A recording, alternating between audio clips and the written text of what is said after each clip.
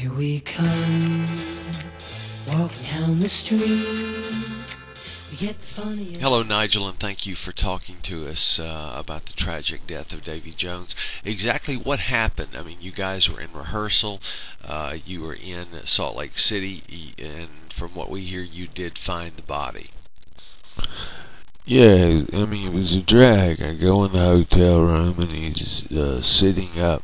I mean, his body's on the floor, right? And you could tell that he's been dead a few days because of the way the room smells. But he was sitting, like, up in a chair. I mean, as if he was reading a book in a smoking jacket. And I wouldn't know if he was dead unless... Well, actually, I asked him, I said, "Are you dead?" And when he didn't say anything, I gave him a nudge, and he was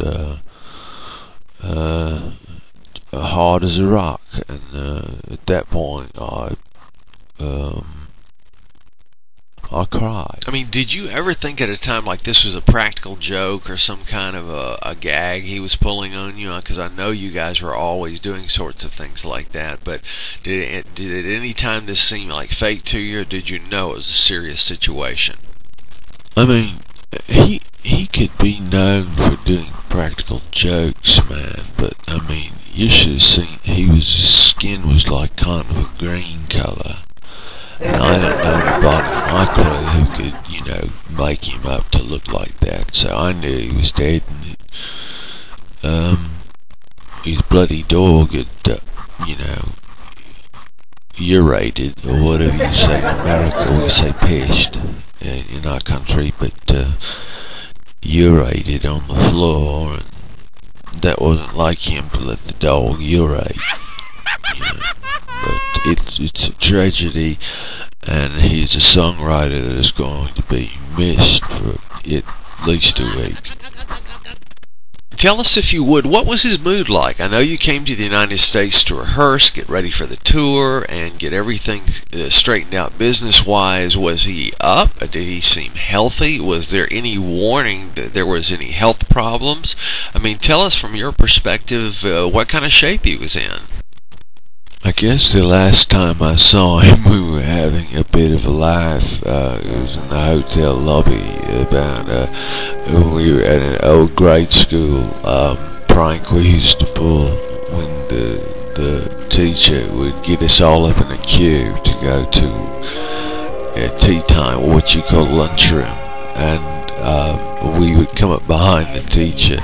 His father was a farmer, and we had a prod that had a cattle prod that had an electrical charge, and we would come up behind it and shock her to the point of unconsciousness, and we had a big laugh about that. But man, it was, I mean, how was I to know? The next thing I'd do is see him in a chair, half grey, dead, reading a book about it was some book about J. Edgar Hoover or Richard Nixon wearing a dress or something. It was very bizarre.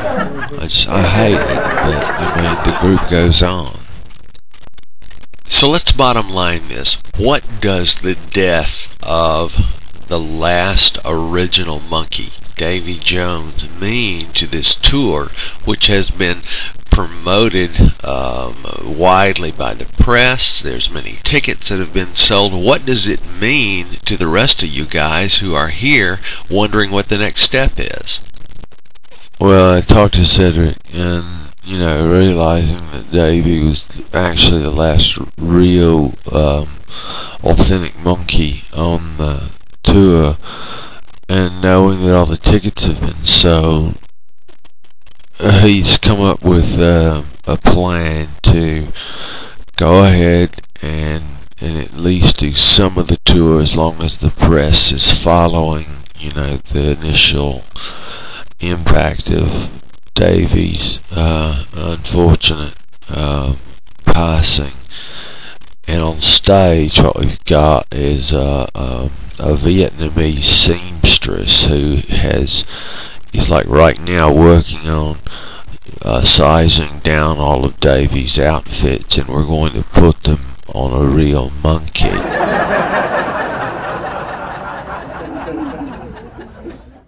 And have him on stage, kind of as a tribute.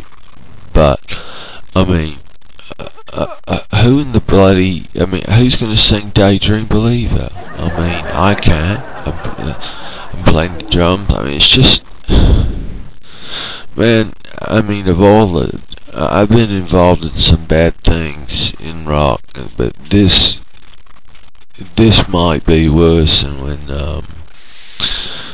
I don't know, that guy, the guitar player, Jimi Hendrix died. I don't know.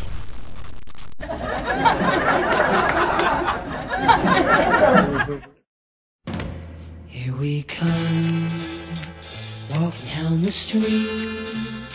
We get the funniest looks from